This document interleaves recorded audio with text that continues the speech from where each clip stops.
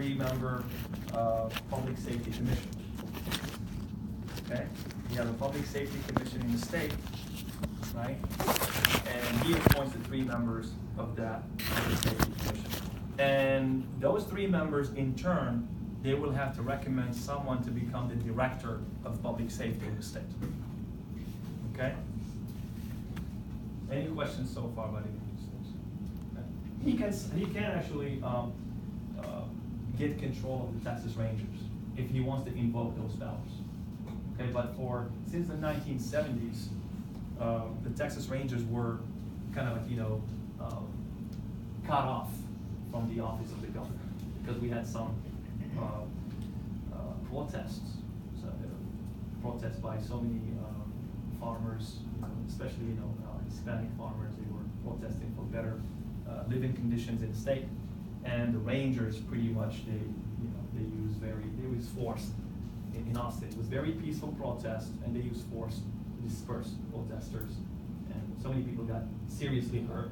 And U.S. Supreme Court actually ruled in that case because they were sued that the Texas Rangers were actually pretty much violating the Constitution of the United States. And that was a case that ended up with the Rangers being separated from the office of governor. But he still can claim control of the Rangers if he wants to. We talked about 100 people who are very well elite officers in the state. Legislative powers, again, these are powers that allow the governor to become a participant in the legislative process. And we discussed a few of them. For example, we said that the governor does have veto power. Okay? And there are three types of vetoes that the governor of Texas can exercise. First one is the regular veto, which he or she can exercise in the first 130 days of the legislative session. Regular vetoes are not absolute because they can be overridden by 2/3 of the legislature, right?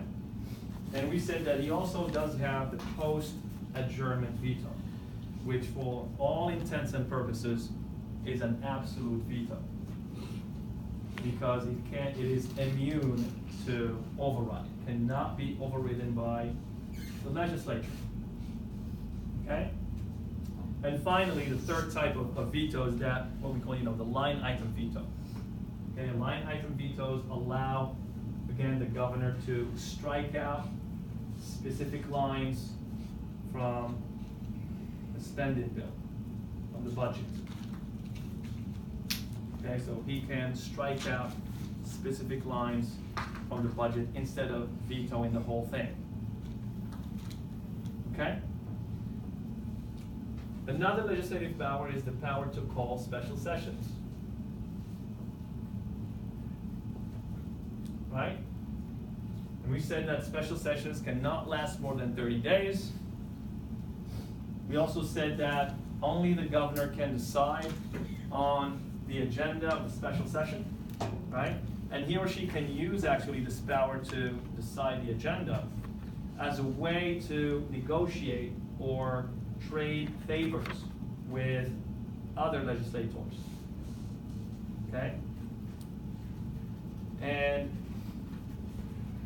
the governor can call as many special sessions as he or she wants, by the way, okay? The governor does also have a budget power.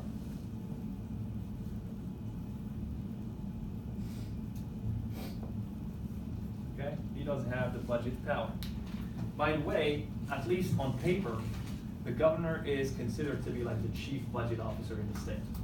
Okay, so he can actually draft the budget, at least his office, and submit it to the legislature, right? However, in the 1940s, the legislature in the state of Texas, they wanted to claim some type of control on the budget.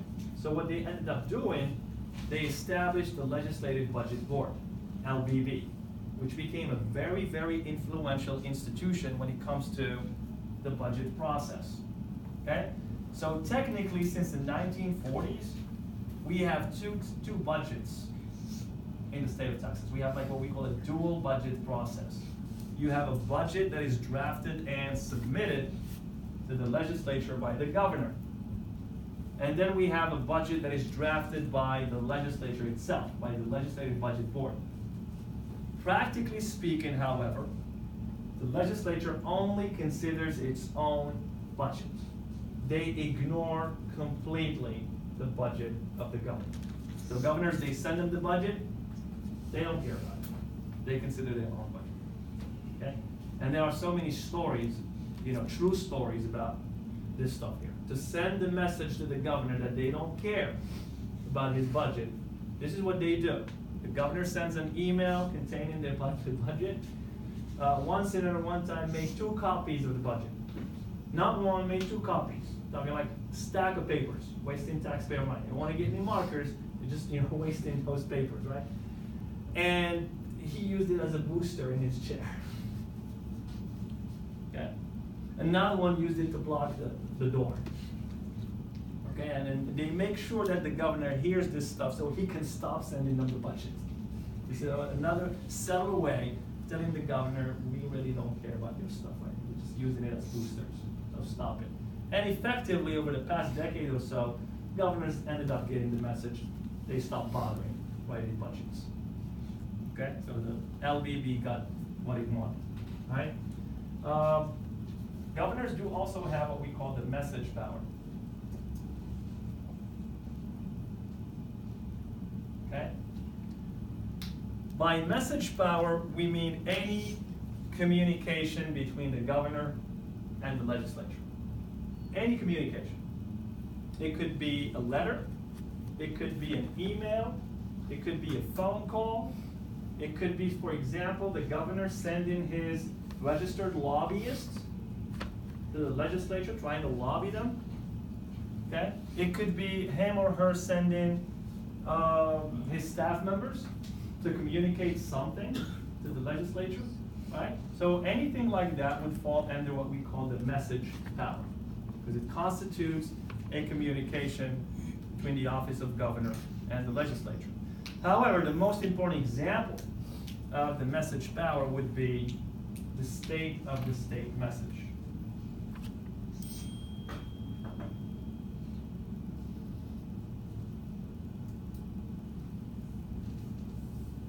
Okay? The state of the state message. Now, the state of the state message is the equivalent of the State of the Union. Very good.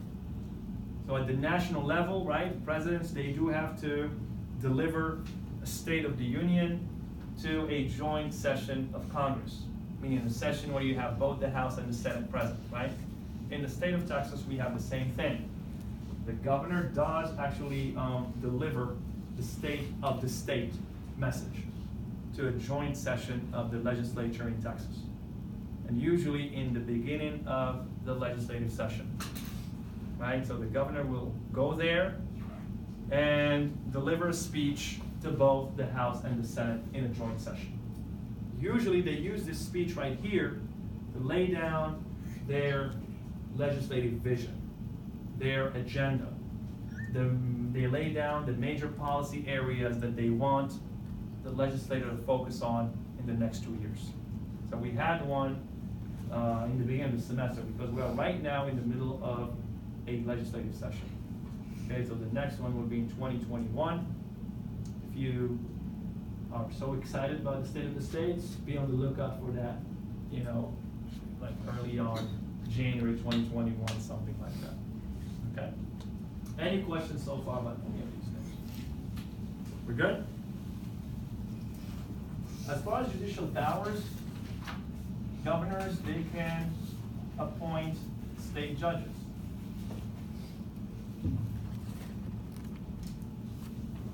Okay, they can do that.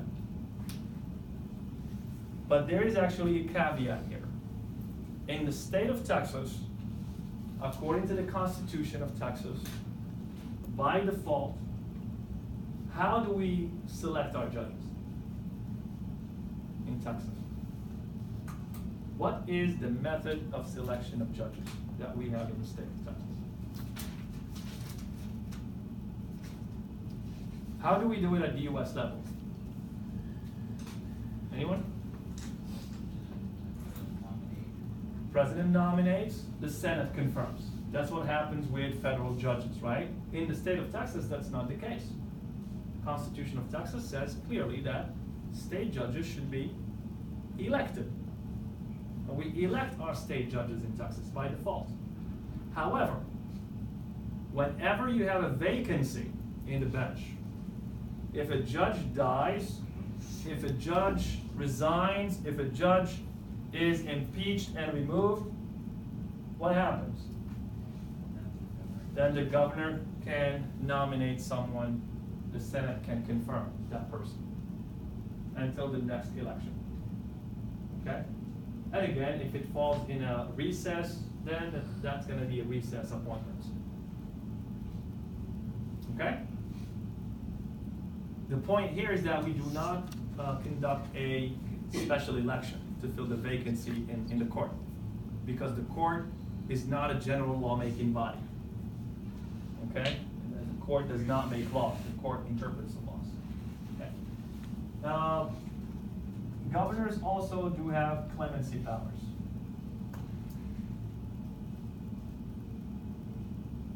Okay? Now, what do we mean by clemency powers? Anyone?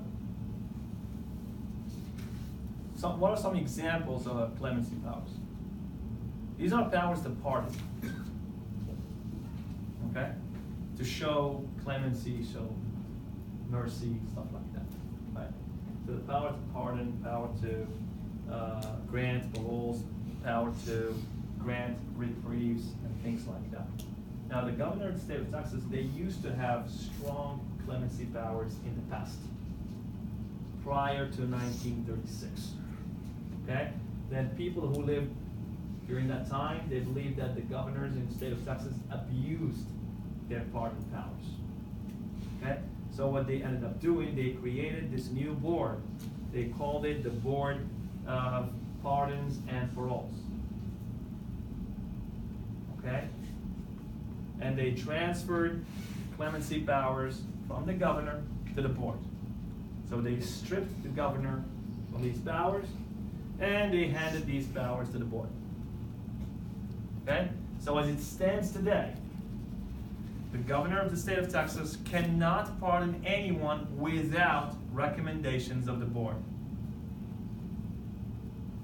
So the board has to recommend first, and then the governor may pardon that person. Okay? He can only, for example, there is something that he can do without the board, which is granting 30-day reprieves, which means stays of execution. If someone is sentenced to die in the state of Texas, the governor can grant that person a 30-day stay of execution, which we call 30-day reprieve. Okay? So again, in general, weak clemency powers compared to the president, compared to a few other state governors. Can the president pardon anyone in the United States? Yes. Is it for anything?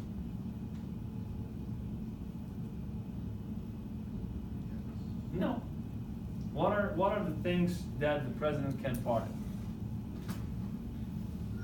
Let's talk about it.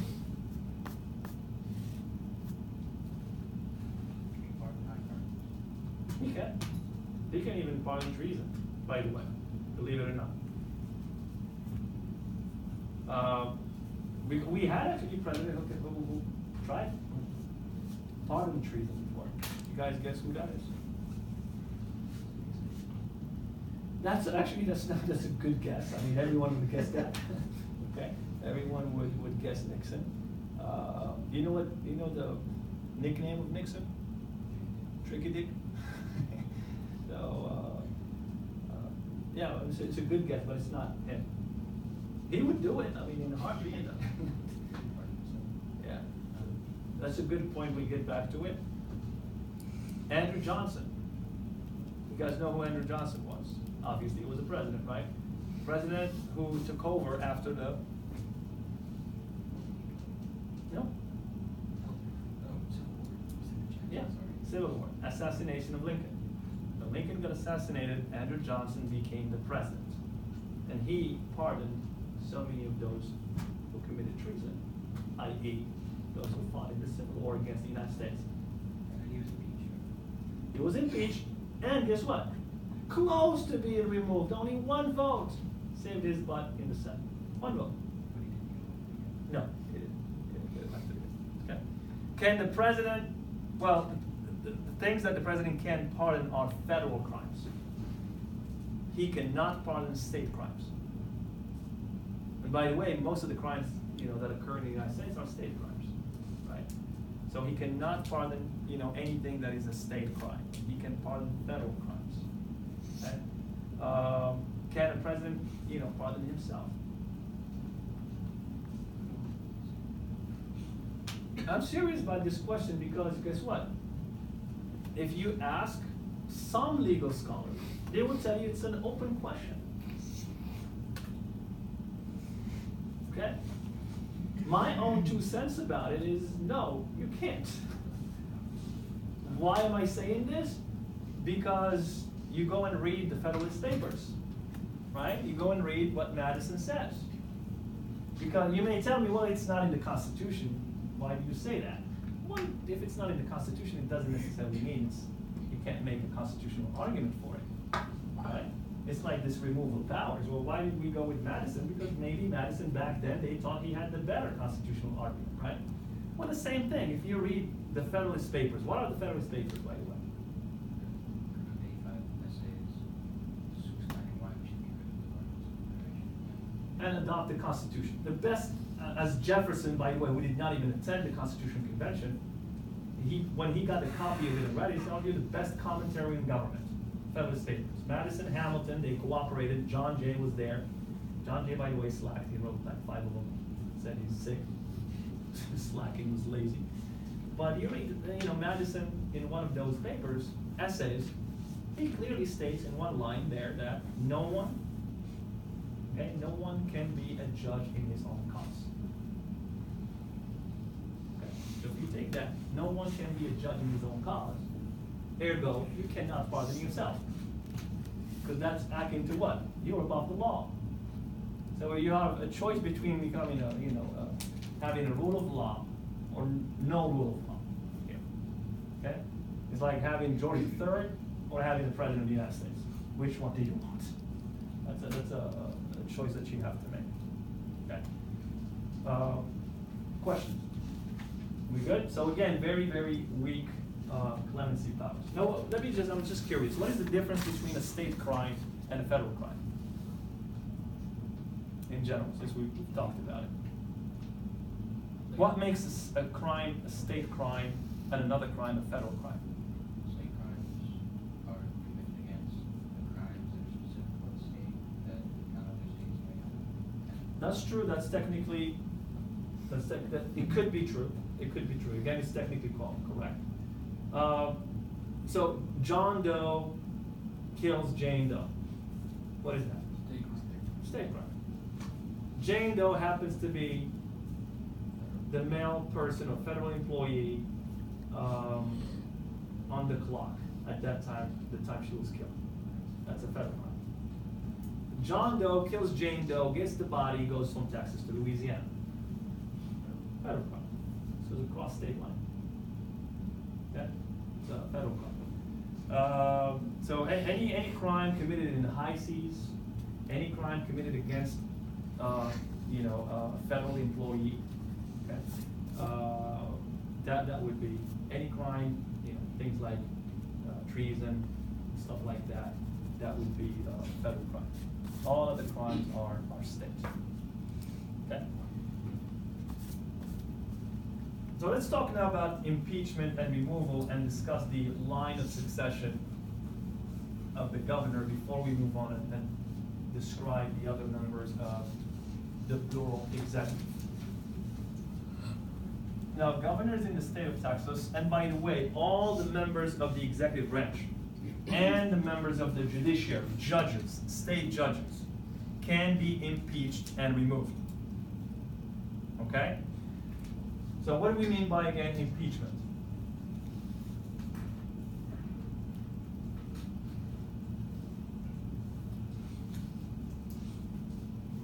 This is, again, a political process, right? Impeachment and removal is a political process, right?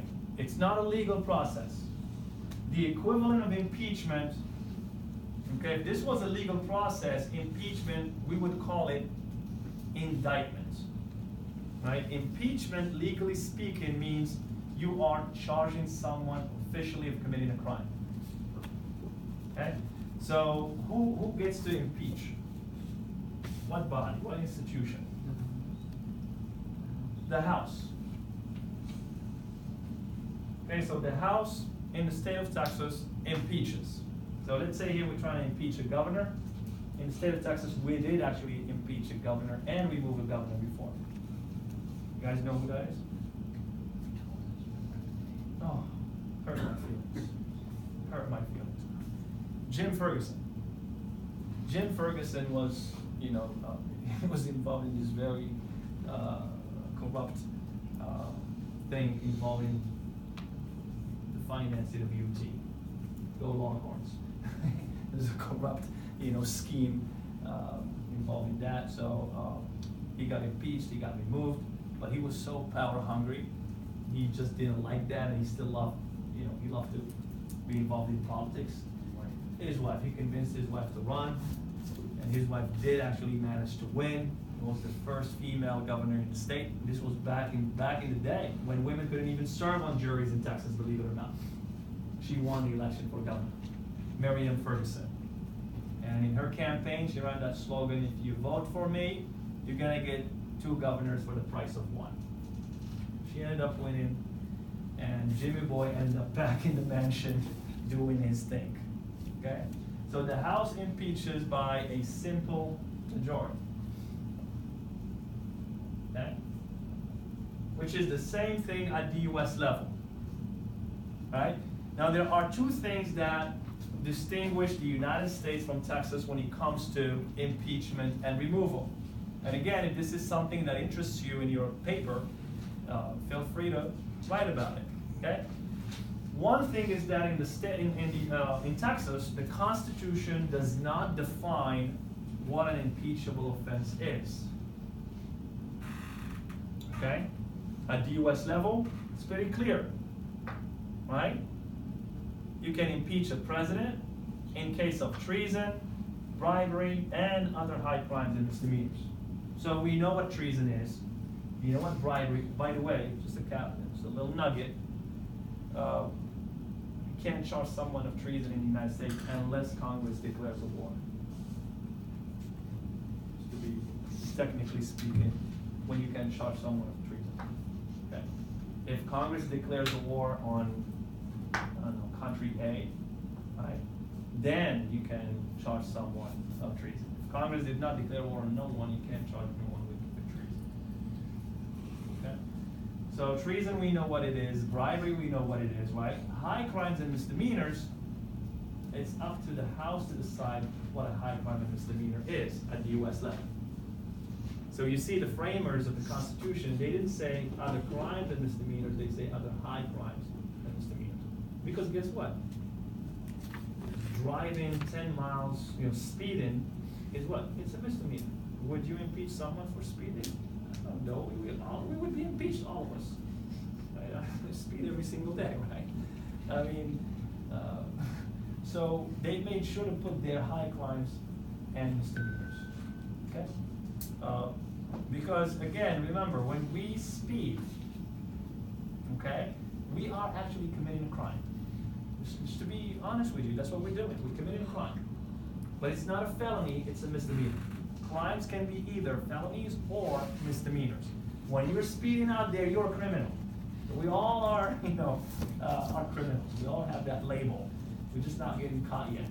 Okay. So the majority of the House decides to impeach the governor, we said that the Constitution of Texas does not define what an impeachable offense is. So again, it's gonna go back to the House to decide what an impeachable offense is. So technically, it could be anything that the House decides, right? The second thing that distinguishes Texas from the United States is that once the governor is impeached, he or she is automatically suspended from office. He is not removed yet, but he's suspended, which means he's not gonna be showing up to work until we find out what's going on. So this doesn't, happen at the US level. If a president is impeached, the president is what? He's still the president. He or she is still the president until after the trial in the Senate. Okay? So once the governor is impeached, you're gonna have the articles of impeachment filed, and then you're gonna have a trial. So the Senate will act like a court.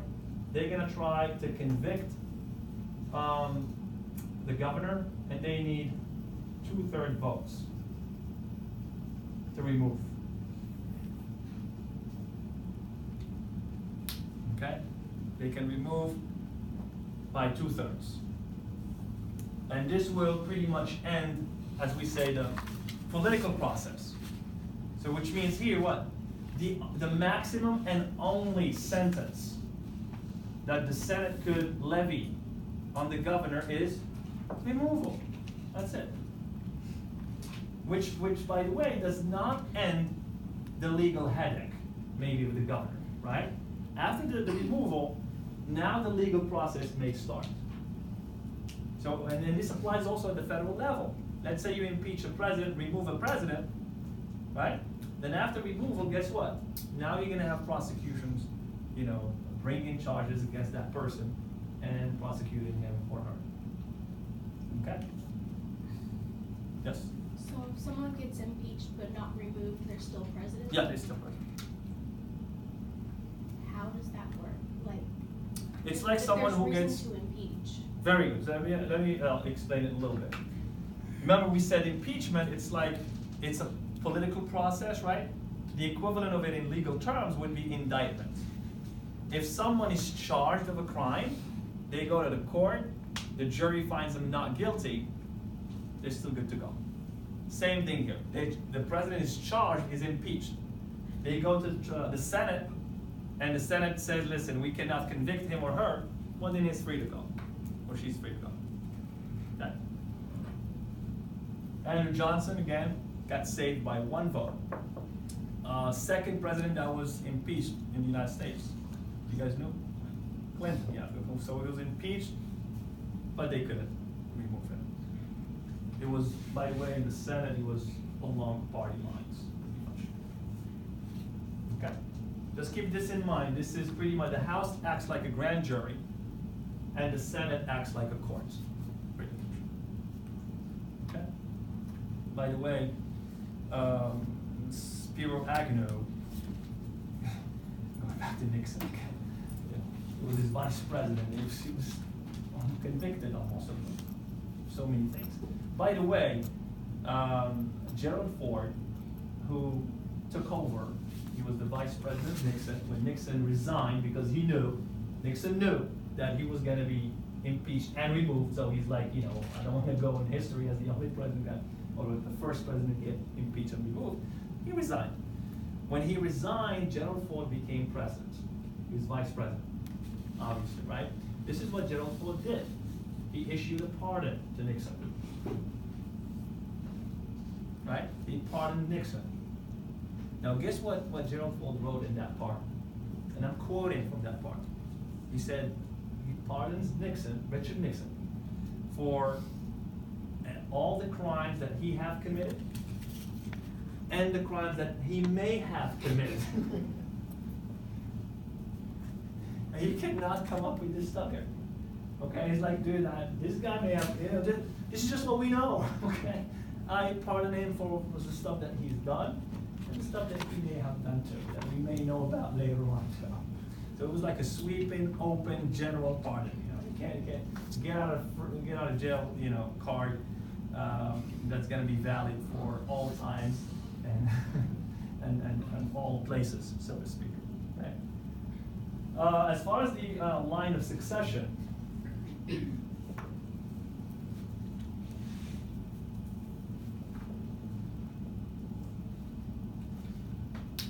but hey, we gotta give credit to Nixon, by the way, for something that he did, okay? Which is a little bit, a lot of people, they get lost when they start, we get carried away by what Nixon did. But if you think about today's political times, and you look back to what Nixon did when he got caught, because remember, his issue was what? What brought him down?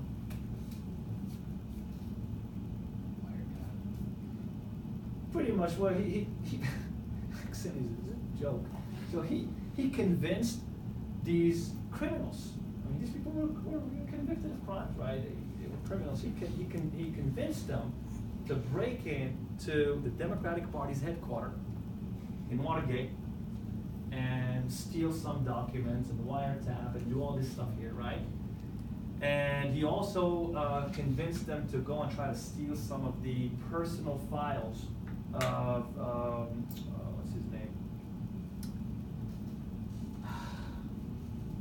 You know the guy who wrote, came up with the Pentagon Papers? He was one of the first whistleblowers in the United States. He was Edward Snowden before Edward Snowden. You guys know about Edward Snowden? Yeah. Heard about him? But this guy was Edward Snowden before Edward Snowden. He's from Massachusetts. If you put Pentagon Papers, you got probably his name will come up first. Daniel Ellsberg. Okay? So Daniel Ellsberg was a very, very intelligent person. One of my heroes, to tell you the truth. So he was an independent contractor for the Pentagon in the Vietnam War. He got his hand on these damning documents that will implicate so many US officials, right? So what to do? He wanted to release these documents. The United States got word, and Daniel Ellsberg gave the document to the New York Times. The United States government said, New York Times, you cannot publish this stuff. So he wanted the public to know about it, stop the war, bring the troops home. Okay, it's senseless, so on and so forth. Went to the Supreme Court, US v. New York Times. Supreme Court says, guess what? You can't censor. We don't have censorship. First Amendment protects the right of the press. So they published Pentagon Papers and all that. Nixon wanted these criminals to go and break into the psychiatrist of Daniel Ellsberg and steal his personal files, because he was actually seeing the psychiatrist to cope with all this traumatic events and things like that. Now, while Nixon was doing this, by the way, mind you, he was recording himself, giving these orders to these guys. He has the tapes. When they got his counsel, when they were, investigating Nixon, they got his counsel, and his counsel started singing. And the counsel told him, hey, we do have tapes after this started. So they told Nixon, give us the tapes. The special prosecutors, give us the tape. Nixon's like, no, you're not gonna have the tape. They went to the Supreme Court. Case is United States versus Nixon. And then the Supreme Court told Nixon, go ahead and deliver the tapes. Nixon says, well, I cannot give you the tapes because, I'm trying to do an impersonation of it, because this is privileged conversation. Because there is something called executive privilege. In other words, any communication between a president and his close advisors can be privileged, cannot be, known without the authorization of the president. The Supreme Court said, excuse me, we know there is executive privilege, but executive privilege does not extend to criminal matters. You're telling people to go commit a crime, you can't claim executive privilege. What did Nixon do? And this is why you should give him credit. He gave up the tapes. He did not challenge the Supreme Court. At the end of the day, that's a point that goes in his favor. Because at the end of the day, he made a calculation, which is, you know what? The system is bigger than me. Because if I do challenge the Supreme Court, he could. He could have said, screw the Supreme Court, I'm not giving the tape. Make me give him the tape. The Supreme Court does not have police power. They can't send the army because it's the commander-in-chief. They couldn't force him to do anything, but he chose to go ahead and deliver the tapes. Because if you wouldn't have done that, you'll have what in the United States?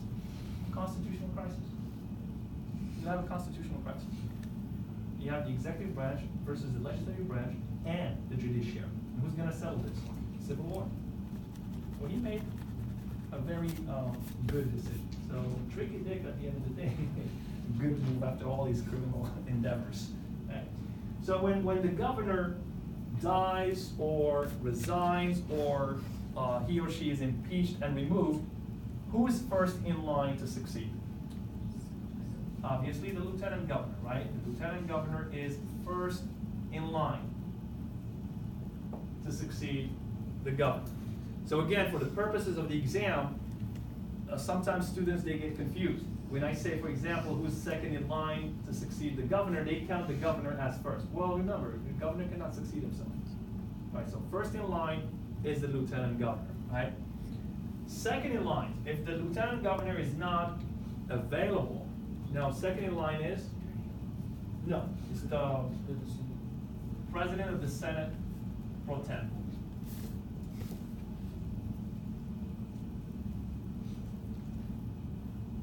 This marker is dying. Let's try another one.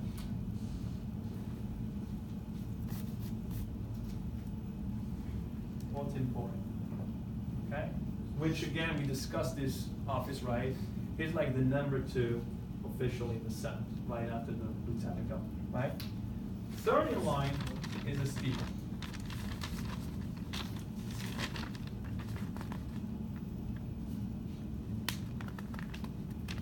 Okay?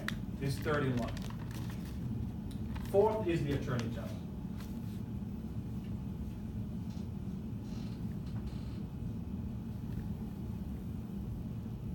And by the way, this is not the end of the story. However, for the purposes of the exam, just make sure we keep track of these 4, right? But we still have, by the way, 14 other officials, right, that go beyond. What's that? The judges, right? The chief judges of the 14 courts of appeal that we have in Texas. Right? Remember, I think when we discussed the Constitution of Texas, we talked about Article 5, right? Article about the judiciary. We said we have 2 Supreme Courts in Texas. Then the second level are the courts of appeal. And we have 14 of them in Texas. The chief judges of those 14 are here in the line of succession, starting with the chief judge of the Court of Appeal in Houston. Which, by the way, in Houston, we have 2 of them, 2 courts of appeal, because Harris County is huge. One of them comes number 5 in the line of succession, the other one goes to the bottom. So imagine how unhappy that person is. But think about it here. These 2 right here, there are no problems with them whatsoever. As long as they're available, they could take over. So let's say the lieutenant governor is also impeached the same day we impeach the governor and remove them. Well, then who's second in line is gonna be the lieutenant governor. He'll take over. 3 and 4, and even these, they're not guaranteed succession. Why? So let's say, the governor dies, lieutenant governor dies, I'm just gonna kill everyone. President of the Senate pro tempore dies, right? These 3 people died. Well, who's in line to succeed? The speaker. Is it guaranteed for the speaker to take over? 1. That's the correct answer. 1.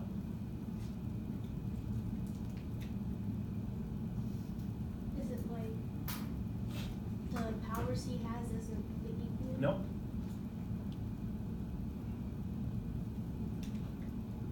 I'll give you 4 points that added extra to your exam. Think about it. They hold an election. What's that? Do they hold an election? No.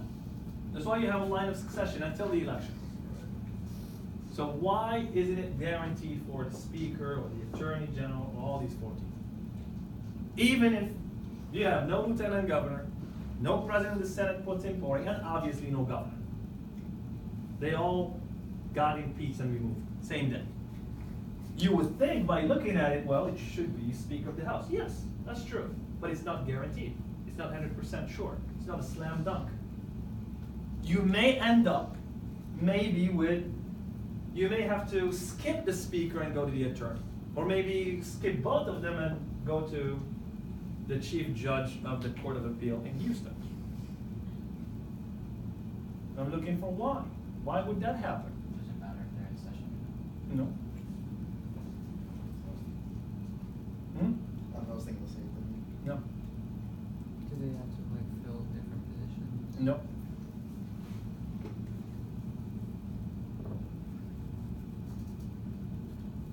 Come on, guys. We'd have to hold an election to fill their. No. Is it because Well, obviously, I mean, if they have a vacancy there, you have to have a special election to fill that person. But again, think about why we may have to skip this person and go to somewhere else. is it because they would know how to run it instead of them? No. Could they be under the age of 30? Bingo! Or Because not? they may not be 30. Speaker of the House, you just have to be what, 21? And I have a surprise for you. Attorney General of Texas, you only have to be 18. Wow. Okay? Would you believe that? That's like fresh out of high school. Bingo. If you wonder why no one is holding accountable these explosions happening in plants all over the freaking state, you have 18-year-old attorneys all over the place. I'm just kidding. No, the Attorney General today is older than that. But for real, Attorney General will have to be only 18. Wow. You can Google it right now if you want to. Only 18 years old, that's the minimum age requirement for Attorney General. You don't even have to have a law degree, which is like crazy. Which you just said, fresh out of high school, run for Attorney General. Okay. They probably have their mom and dad helping them. So 18 years old, you're good to go, right? That's it. But make sure you come here and take your exams, guys. Don't run yet. You have to pass this class and you have to do everything, right?